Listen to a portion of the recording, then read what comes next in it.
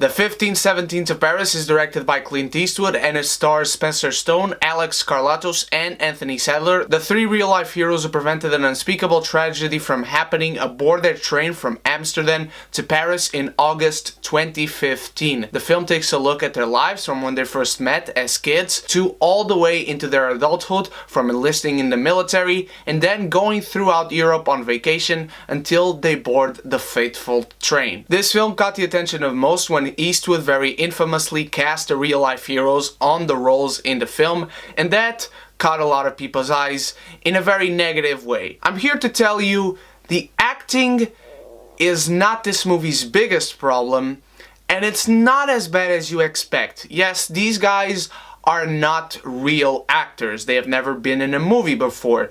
But when they're speaking their lines, when they're delivering, when they're inflecting some words out of their mouths, and their chemistry on the screen throughout the film is very good. They do a fine job. It's when they're trying to emotionally express themselves facially or with their eyes that we see problems arising. Also, with some of the cuts that happen. In every scene you can tell when it's about to end, because Eastwood is very famous for being a director who doesn't like to do an enormous amount of takes. He always likes to do the minimum amount necessary. When he's feeling minimally satisfied, he moves on to the next scene, he moves on to the next camera angle, and so on and so forth. And you can always tell when an actor gives up. For instance, Spencer Stone is the most noticeable of the three, because when he stops talking and he's just hearing someone else speaking their lines, his face expression completely dies and he's just on hold, waiting for his moment to speak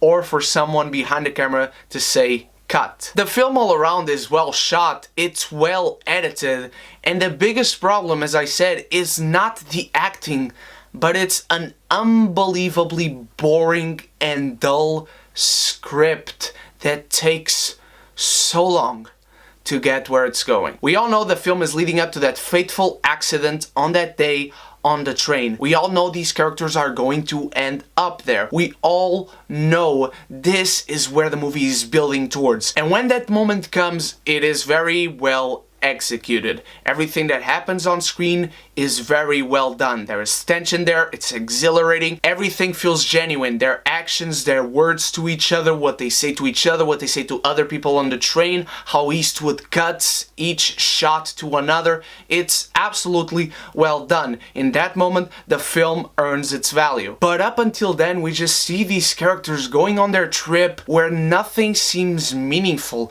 No piece of dialogue means anything. There's a scene entirely dedicated to the fact where they're discussing whether they end up going to Paris or not. They are not really looking forward to going into Paris, it's just on the hold, but they end up going anywhere and you know they are going to go there, so there was no point to that scene. And the dialogue throughout the entire film is absolutely horrendous. There are words coming out of these people's mouths I do not believe the real people said it. I do not believe it when these actors are saying it. It happens throughout the film when they're young kids. It happens when their mothers speak in this film. It happens when they themselves speak in the film. I don't know what parts were dramatized for this film. I don't know what parts were real, but nothing feels real or genuine. Come the end of this film, I don't want to spoil anything despite everyone knowing what happens, but I just felt like, okay, cool. But in this film, given this story, I should have felt some emotion and I felt completely hollow. This is by far Eastwood's weakest effort as a filmmaker.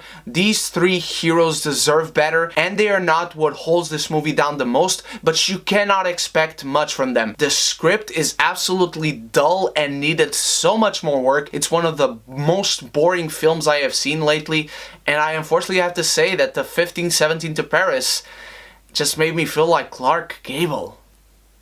What did you think of the 1517 to Paris, my beautiful geekies? Let me know in the comments below, and let me know what is a real-life story that was made into a film that you think deserves better, both for the story itself and for the people in real life. Thank you so much once more for watching, and guys, we are nearing 1,500 subscribers. You guys are amazing. I told you last night on Twitter, and a lot of you shared it, and I have to thank you from the bottom of my heart for that, for everything, for watching, for your support on my Avengers review, on my Black Panther review. Later tonight I will have my spoilers review for Black Panther, so I hope you all go see it and love it. And so until then, you stay beautiful, you stay geeky, and if you haven't done so yet, click the subscribe button and the bell so you can be geeky united!